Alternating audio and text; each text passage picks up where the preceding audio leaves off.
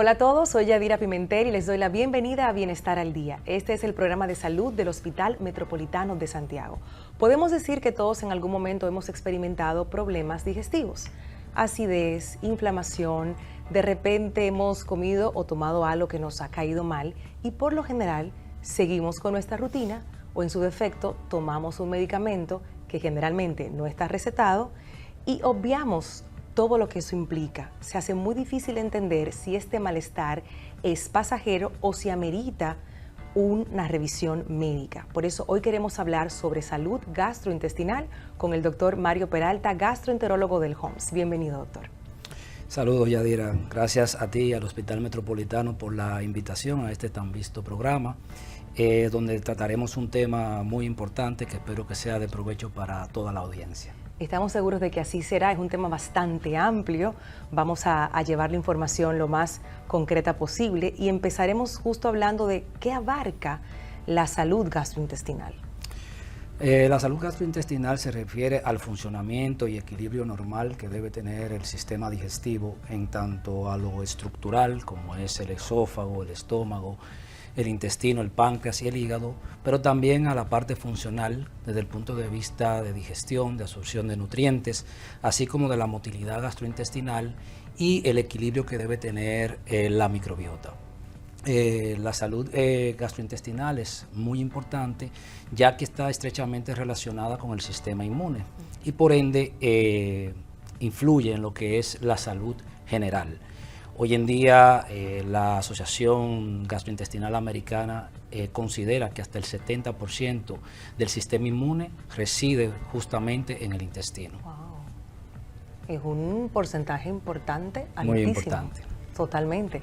¿Pudiéramos hablar de que existe algún parámetro de lo que es normal dentro de la salud gastrointestinal o eso va a depender de cada persona?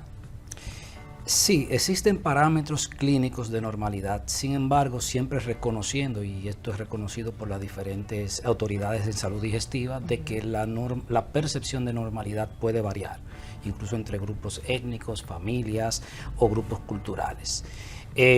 Pero existen algunos parámetros, por ejemplo, una digestión fácil, sin síntomas, sin sensación de ardor, acidez o gases excesivos, y sobre todo que no afecte la calidad de vida de los pacientes.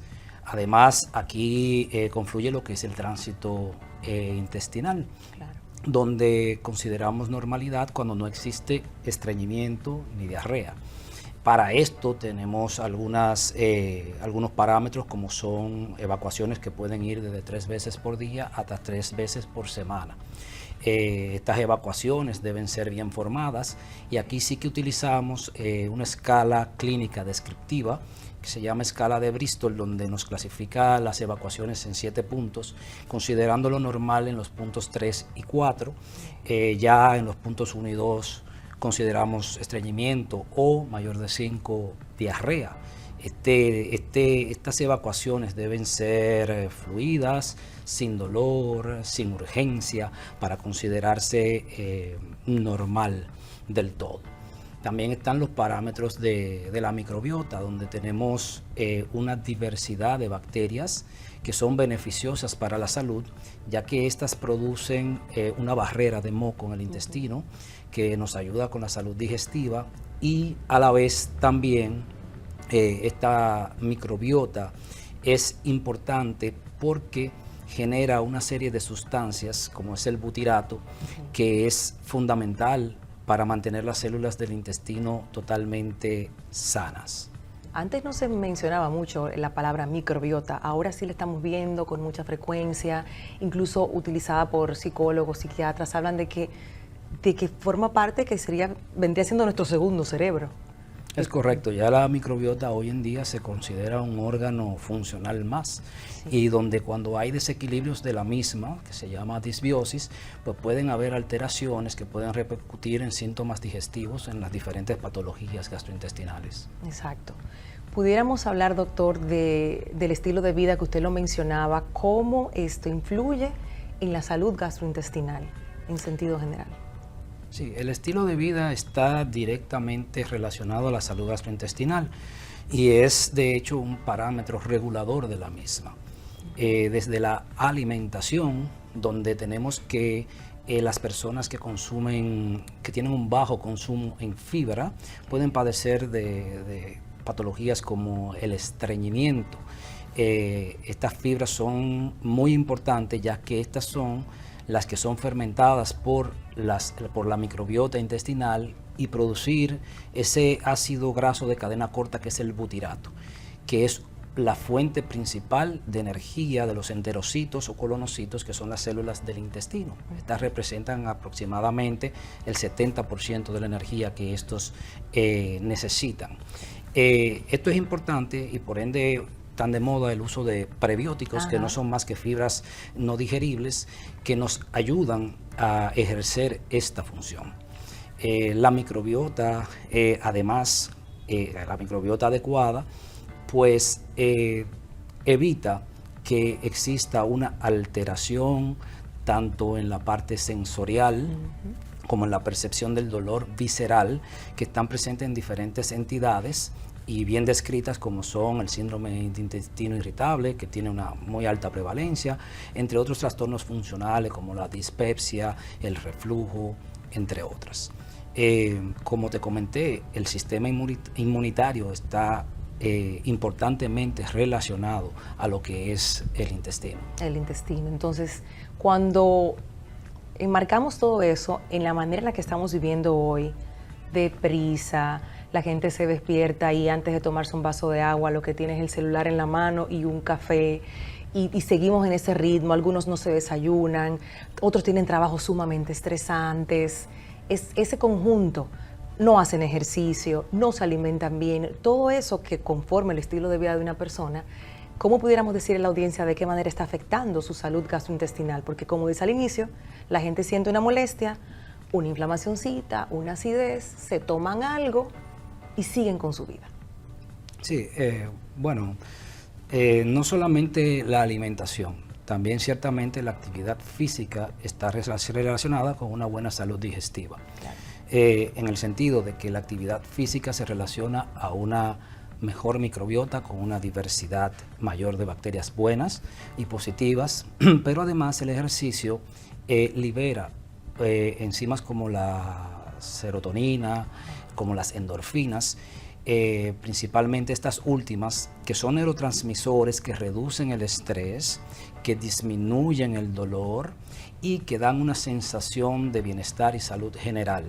Esto, a su vez, por eso le llamamos a este neurotransmisor, las endorfinas, las hormonas de la felicidad. Y esto es muy, muy importante. En cuanto también al estilo de vida, está el tema del consumo y uso excesivo del alcohol.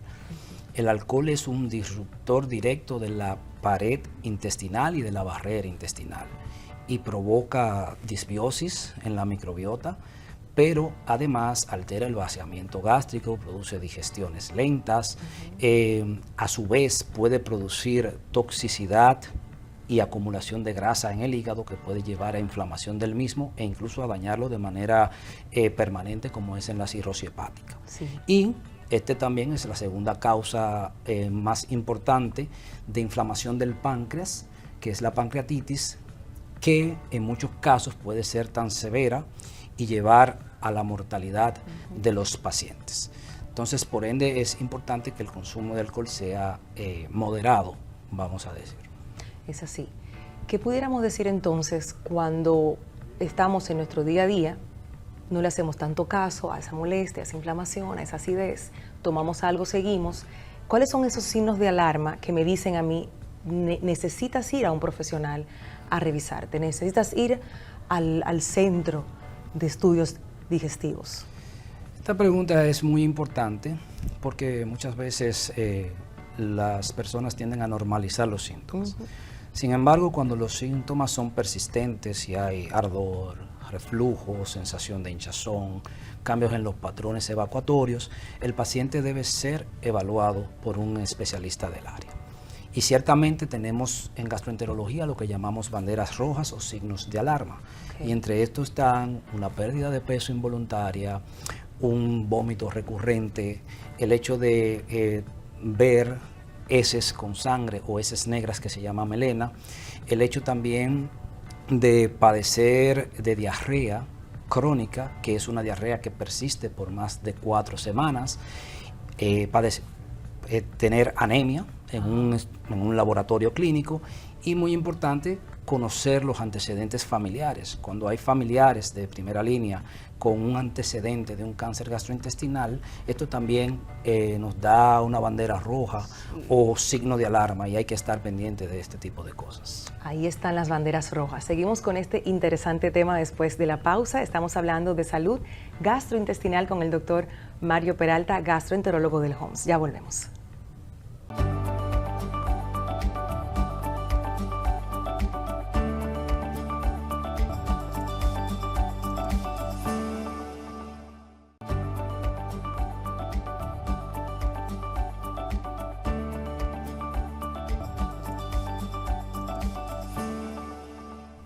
Seguimos en esta interesante conversación sobre salud gastrointestinal con el doctor Mario Peralta, gastroenterólogo del HOMS. Hace unos días estábamos leyendo unos estudios que hablaban del mal dormir y la relación con la salud gastrointestinal. ¿Qué pudiéramos hablar sobre eso, doctor? Sí, claro, esto es un área emergente, pero con evidencia sólida, donde el sueño es un ente regulador de la función intestinal y digestiva. Ya que la privación o el mal dormir está relacionado a alteraciones de la microbiota, del equilibrio de la barrera intestinal, y con eso llevando a un síndrome de permeabilidad intestinal, que hoy en día está muy en boga en las redes sociales y demás. Se describe que personas que tienen algunos tipos de jornadas laborales nocturnas o hábitos no adecuados del dormir se relacionan mucho más a enfermedades digestivas como el síndrome de intestino irritable, la dispepsia, el reflujo gastroesofágico. Por ende, es muy importante mantener una higiene del sueño, que hoy en día ya sabemos que el intestino tiene un reloj biológico, básicamente, y es importante por eso la higiene del sueño, el no usar pantallas de manera nocturna, evitar tener comidas copiosas antes de dormir, entre otras cosas, para mejorar con esto la salud digestiva. En algunas ocasiones nos apoyamos de los especialistas del sueño y en el Hospital Metropolitano contamos con una nueva y moderna unidad para estudio de los trastornos del sueño, y muchas veces con la intervención en esta unidad se mejora la calidad del sueño y a su vez los síntomas digestivos y la salud digestiva en general. Que esta parte de bienestar del HOMS también se une al Centro de Estudios Digestivos y hacen ahí un gran equipo. Así es, hay un equipo entre lo que es la unidad de trastornos del sueño y el centro y el nuevo y renovado Centro de Estudios Digestivos del HOMS. Excelente. Hablemos, doctor, de esos trastornos digestivos más comunes. Hemos mencionado algunos, pero siempre es bueno diferenciarlos. Sí, de los trastornos más comunes que vemos en el día a día en nuestra consulta están lo que es el reflujo gastroesofágico, las enfermedades acidopépticas que incluyen acidez, úlcera péptica. También tenemos trastornos hepáticos como acumulación de grasa en el hígado, la esteatosis hepática.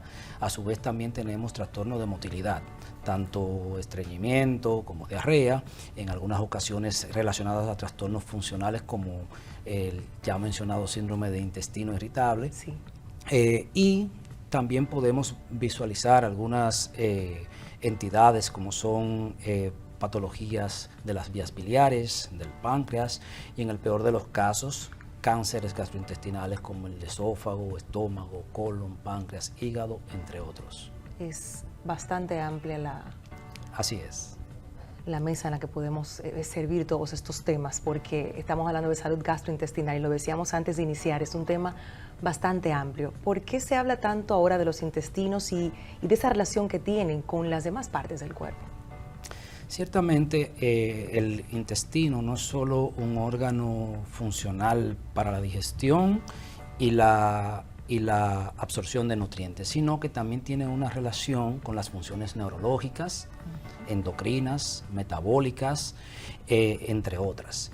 existen diferentes relaciones. Está lo del eje intestino-cerebro, bien conocido, esta interacción que existe entre el sistema nervioso central y el sistema entérico, donde incluso se considera el segundo cerebro, ya que en el intestino viven alrededor de 100 millones de neuronas, y de hecho es aquí donde se produce el 90% de la serotonina, que es una sustancia fundamental tanto para la motilidad, la sensación de placer y bienestar. Entonces, otra relación que mencionamos es la sensación, la relación intestino-endocrino, relacionados a temas de obesidad, de diabetes por la absorción de carbohidratos, de nutrientes, de almacenamiento de energía. También una relación directa con la piel. Hay enfermedades digestivas que se manifiestan en la piel y están relacionadas al acné, a rosácea, dermatitis, incluso a la psoriasis. Y así el intestino juega un papel en muchísimas funciones fuera de la vía digestiva propiamente dicha, y a veces son las primeras manifestaciones que vemos en estos pacientes. Sí, y es súper interesante esa relación del cerebro con los intestinos, porque uno se da cuenta, tú te comes algo con azúcar y te pone feliz, ese helado, esa galletita, pero al rato baja de nuevo esa energía otra vez, entonces tiene relación. Sí, hay una relación directa. Incluso esto influye, esta relación y está relacionada a la microbiota, y de hecho se habla ya de un eje intestino-cerebro-microbiota, y estrechamente relacionada obviamente al sistema inmune, por lo que es sumamente importante para la salud sistémica general. Sí, para los que acaban de conectar, el doctor hablaba de un 70% de incidencia en el sistema inmunológico, en el sistema de esta parte de la salud gastrointestinal. Usted mencionaba las redes sociales en un rato, y entonces en las redes sociales aparece todo ahora sin gluten. Sin gluten. ¿Es realmente malo el gluten para el cuerpo? Realmente el gluten no es malo en personas que son inherentemente sanas. El gluten es perjudicial en personas que tienen enfermedades digestivas específicas, como son la enfermedad celíaca o una intolerancia al gluten, o los alérgicos al trigo. El gluten no es más que una proteína que se encuentra en el trigo, en la cebada, en el centeno, y que en pacientes sanos no provoca inflamación, no provoca desequilibrio de la barrera intestinal y mucho menos permeabilidad del intestino. Por ende, una dieta sin una indicación indiscriminada libre de gluten no se ha demostrado que pueda ayudar con ningún síntoma, sino más bien en algunos casos deteriora y reduce la absorción de algunos nutrientes fundamentales, como son disminuir el consumo de fibra, de vitamina B, entre minerales o micronutrientes. Entonces, para que pongamos esto en contexto, solamente el 1% de la población general padecen de algunas de estas patologías, como la enfermedad celíaca, demostrado esto por biopsias y por estudios de serología, como los anticuerpos transglutaminasas, y son esos los que requieren una dieta libre de gluten. Todo el resto es importante que coman libremente estos tipos de alimentos. Además, ya hablamos de la importancia que tiene el consumo de fibra. Fíjense qué importante es hacer estas preguntas, porque la gente repite lo que ve y empezamos entonces a irnos con la manada, sin gluten, y ahora todo sin gluten. Es una parte de la población con una indicación muy específica que debe evitarlos, pero el resto lo puede consumir, que quede claro. ¿Cuál es la importancia, doctor, de prevenir enfermedades digestivas? Las enfermedades digestivas son muy prevalentes y son una causa común en la consulta de los médicos.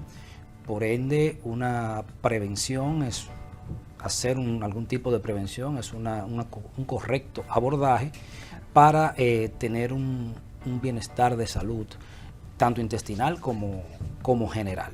Y para eso utilizamos diferentes estrategias. Hay estrategias educativas, por ejemplo, en cuanto a qué comer, qué no comer, indicándole al paciente los niveles de fibra que debe comer, que son alrededor de 30 gramos al día, tener una buena hidratación de 2 a 2.5 litros, porque esto ayuda con la digestión, con la absorción de nutrientes en general. Además, el hecho de evitar el tabaco, el alcohol, que puede producir disrupción de la barrera gastrointestinal y asociado a úlceras y a gastritis. Es importante también el mantener una microbiota sana, diversa y equilibrada. Y aquí se recomiendan algunas alimentaciones como son el yogur, el kefir, que tienen abundantes probióticos y hay alguna evidencia de que puede ayudar a esta microbiota. Existen campañas para vacunación también. Sí. Aquí es importante mencionar la campaña de vacunación para la hepatitis, principalmente la hepatitis A y la hepatitis B, para evitar enfermedades crónicas que pueden generar disminución de la calidad de vida, como es en el caso de los pacientes cirróticos. Claro. Entonces, la estrategia es una estrategia general, donde también encontramos estudios y pruebas de tamizaje o de cribado, como es la colonoscopía, que se utiliza para la prevención del cáncer de colon. Así es. Que, dicho sea, es la tercera causa de cáncer en el mundo y la segunda más alta en mortalidad. Sin embargo, con un correcto cribado y tamizaje podemos evitar el cáncer de colon hasta un 90%. Wow. Doctor, se escucha mucho sobre el síndrome del intestino irritable y también sobre la enfermedad de Crohn, pero ¿cuál es la diferencia? Sí, realmente son dos entidades totalmente diferentes. En el síndrome de intestino irritable tenemos un trastorno funcional donde no existe un daño estructural que sea evidenciado por biopsias.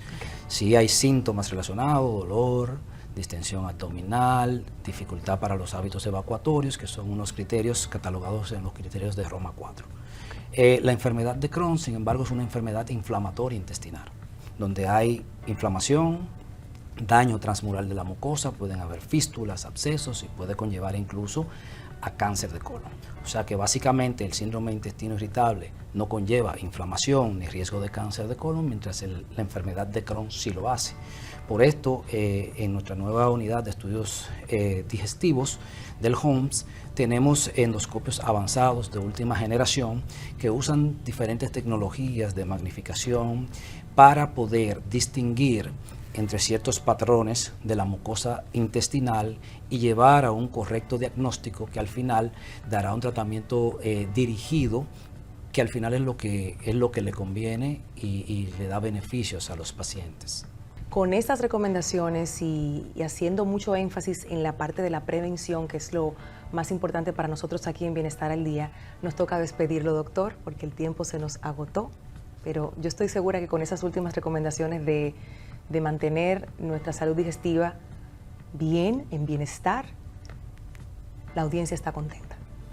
Bueno, muchas gracias por la oportunidad, siempre recordando que la salud digestiva es dinámica, que depende mucho del estilo de vida, claro, de la alimentación, de la disminución del estrés, y que además debemos no normalizar los síntomas y siempre ir a las revisiones preventivas con el gastroenterólogo, porque esto será revisiones basadas en evidencia. Excelente, muchísimas gracias por estar con nosotros hoy, doctor. Muchas gracias. Despedimos al doctor Mario Peralta, gastroenterólogo del HOMS, que ha estado con nosotros. Volvemos ya.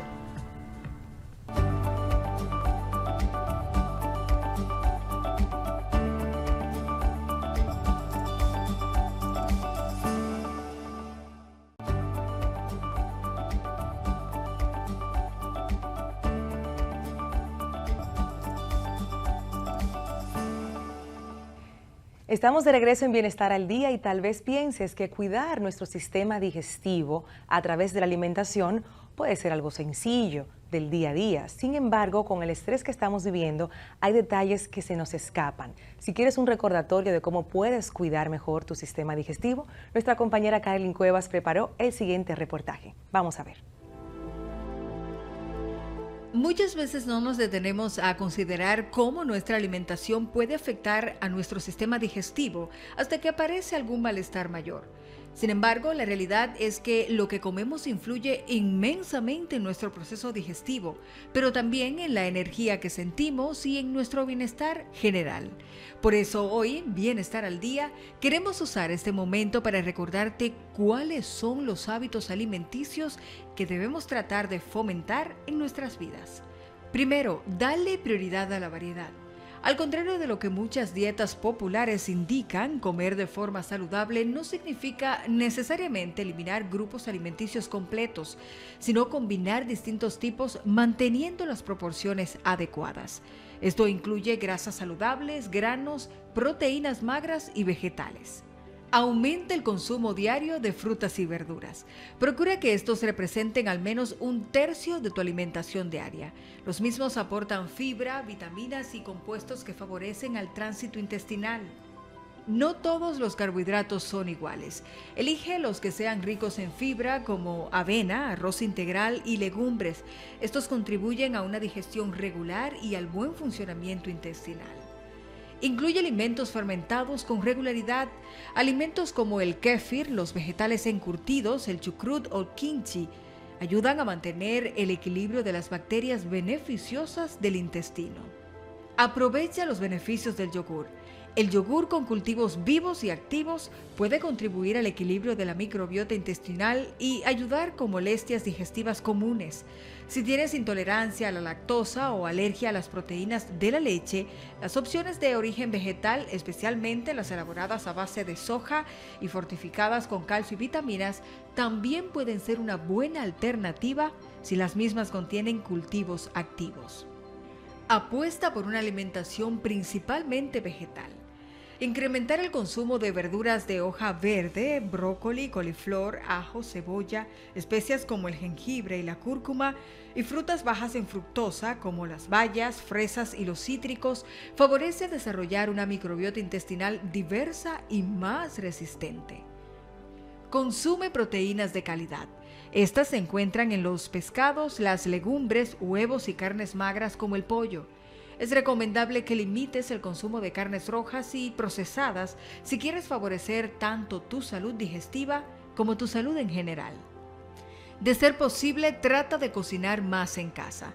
Preparar tus propias comidas facilitará tu consumo de alimentos frescos y menos procesados y te permitirá tener mayor control sobre la ingesta de ingredientes que influyen positivamente en tu salud digestiva.